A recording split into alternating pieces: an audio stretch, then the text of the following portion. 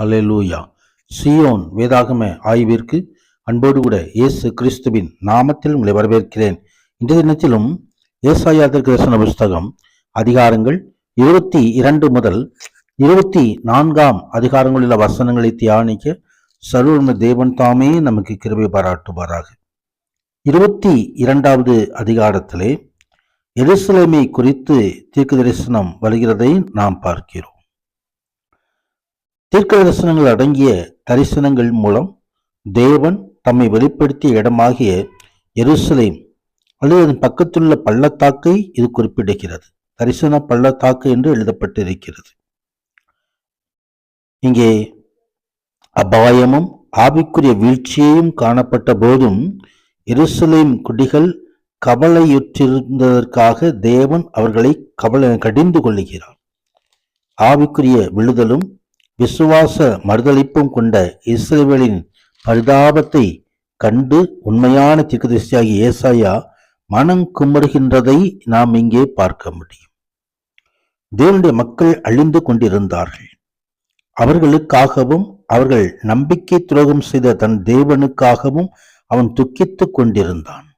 மற்றவர்கள் எல்லோரும் மகிழ்ந்து கலிகூறுகின்ற நேரத்திலே தீர்க்கதரிசியானவன் தேவனது துக்கத்திலே பங்கு பெற வேண்டியதாயிருந்தது. தேவ மக்கள் உலகத்தோடு இணைந்து தேவனையும் அவரது நீதி வழிகளையும் விட்டு விலகும் போது அவர் அவர்களை மனம் திரும்பவும் ஆவிக்குரிய வறுமையை அறிக்கையிடவும் அவரது முகத்தை தேடவும் அழைப்பு விடுவிக்கிறார்.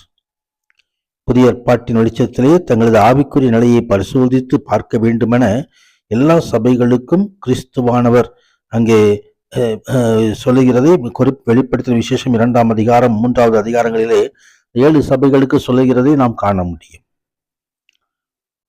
மகிமை உண்டாவதாக.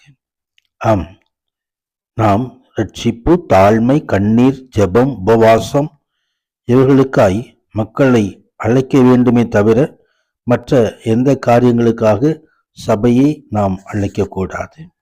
மகிமை உண்டாவதாக. இங்கே ஆண்டவரது ஆலயத்திலே ஊழல் நிறைந்த அது அரசு அதிகாரியாகி காணப்பட்ட செப்னாவுக்கு எதிராக தேவன் நியாய தீர்ப்பதை அறிவிப்பதை நாம் பார்க்கிறோம்.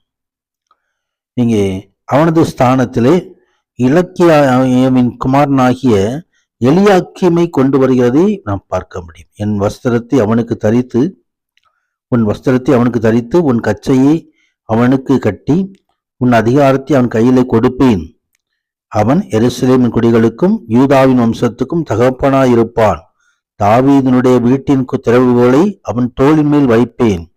ஒருவரும் பூட்டக்கூடாதபடிக்கு அவன் திறப்பான், ஒருவரும் திறக்கக்கூடாதபடிக்கு அவன் பூட்டுவான். மகிமை உண்டாவதாக. அப்படியாய் தீர்க்க தரிசனம் இந்த எலியாக்கீமுக்கு வருகிறதை நாம் பார்க்க முடியும். நமது வாழ்க்கையிலும் ஆண்டவராகிய தேவன் மேன்மையான ஆசீர்வாதங்களை கட்டளையிடும்படி அவர் சமூகத்தில் எப்பொழுதும் உண்மையாய் காணப்பட வேண்டியது அவசியமாயிருக்கிறது. உண்மையுள்ள மனுஷன் பரிபூர்ண ஆசீர்வாதங்களை பெறுவான் என்று நீதிமொழிகளிலே எழுதப்பட்டிருக்கிறது. 23வது அதிகாரத்திலே தீர்வை குறித்து ஒரு தீர்க்க தரிசனம் சொல்லுகிறதை நாம் பார்க்கிறோம். பாலஸ்தீனாவுக்கு வடக்கே மத்திய தரை கடலின் கிழக்கு கரையில் அமைந்துள்ள உலக வர்த்தகத்தின் மையமாக இருந்த தீரு அங்கே ஆண்டவருடைய நியாய தீர்ப்பை பெற்றுக் கொள்கிறது. அங்கே மக்கள் செல்வந்தர்களாக, அதே வழியில துன்மார்க்கமும் பெருமை நிறைந்தவர்களாக இருந்தார்கள். எனவேதான் 70 வருடங்களுக்கு தேவன் அந்த பட்டணத்தை தாழ்மைப்படுத்தி விட்டார். மீண்டுமாய் அவர் துளிர்ப்பிப்பார் என்பதை ஏசாயா தீர்க்கதரிசியின் மூலமாக தெரிவித்தார். கர்த்தருக்கு மகிமை உண்டாவதாக. ஆம், ஆண்டவர் தாமே ஒவ்வொரு தேசத்தையும் கண்ணோக்கி பார்க்கிற தேவனாய், அதற்கு நியாய தீர்ப்பு கொடுக்கிற தேவனாகவும் இருக்கிறார். சமயம் உண்டார். 13வது வசனத்திலே கல்தேயருடைய தேசத்தை பார், அந்த ஜனம் முன்னிருந்ததில்லை. அசிரியன் வனாந்திரத்துக்காக அஸ்திபாரப்படுத்தினான். அவர்கள் அதன் கோபுரங்களை உண்டாக்கி அதன் அரண்மனைகளை கட்டினார்கள். அவர் அதை அழிவுக்கென்று நியமித்தார் என்று சொல்கிறதையும் நாம் பார்க்க முடியும். சமயம் உண்டாவது. தொடர்ந்து இங்கே 24வது அதிகாரத்திலே கர்த்தர் பூமியை வெறுமையாக்குவார் என்று சொல்லி முழு பூமிக்கு விரோதமாய் ஆண்டவருடைய வார்த்தை வருகிறதையும் நாம் பார்க்க முடியும். இதோ கர்த்தர் தேசத்தை வெறுமையும் பாலுமாக்கி அதை கவிழ்த்து அதன் கொடிகளை சிதறடிப்பார்.